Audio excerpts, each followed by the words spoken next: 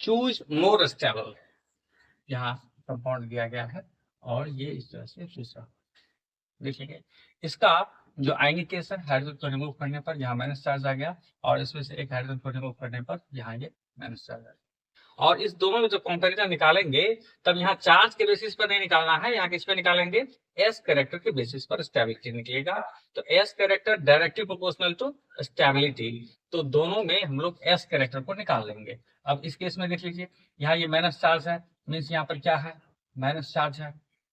तो यहाँ पर जो माइनस चार्ज आया, मीन्स एक इलेक्ट्रॉन दूसरे का गेन किया है, रिसीव कर लिया है, तो कार्बन के पास जो बनेगा यहाँ पर केवल यहाँ का पॉइंट देख लीजिए, कार्बन पर यदि 3 बॉन्ड्स है यहाँ पर, तो कितना हो गया यहाँ पर 6, और एक इलेक्ट्रॉन तो कार्बन का तो 4 इलेक्ट्रॉन होता है, 1 2 3, एक 4, और एक दूसरे का जो रिसीव किया है, जो दूसरे से रिसीव किया हुआ इलेक्ट्रॉन है ये, और ये जो 3 इलेक्ट्रॉन है ये इसके अदर 3 से इधर बॉन्डिंग बनाया है, ये इसका बॉन्डिंग है।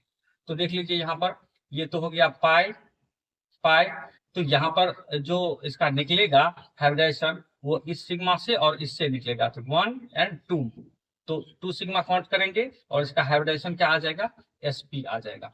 तो यहाँ पर इसका हाइब्रिडाइजेशन क्या आ गया, sp आ गया। अब इस केस में देख लीजिए स्ट्रक्चर, नाइट्रोजन का कितना 5 इलेक्ट्रॉन बाहर में होता है, यहाँ पे देख लीजिए कि जो हाइड्रोजन बॉन्ड बना है, 2 हाइड्रोजन, यहाँ पे देख लीजिए 2 हाइड्रोजन है, एक तो लोन पेयर ही होगा, और यहाँ पर देख लीजिए एक इलेक्ट्रॉन, नाइट्रोजन के पास कितना 5 इलेक्ट्रॉन होता है, 1 2 3 4 5, और माइनस चार्ज है तो एक इलेक्ट्रॉन कहीं से इसको लिया गया, रिसीव किया है तो 1।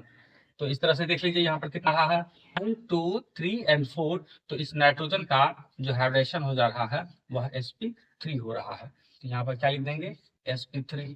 अब बिल्कुल क्लियर है, इसमें sp और यह sp3 निश्चित ही इसका एस कैरेक्टर क्या है, अधिक है, और जिसका एस कैरेक्टर अधिक हो जाएगा उसका स्टेबिलिटी भी अधिक हो जाता है। इस तरह इस दोनों में जो मोर स्टेबल होगा वह ये होगा। Thank you.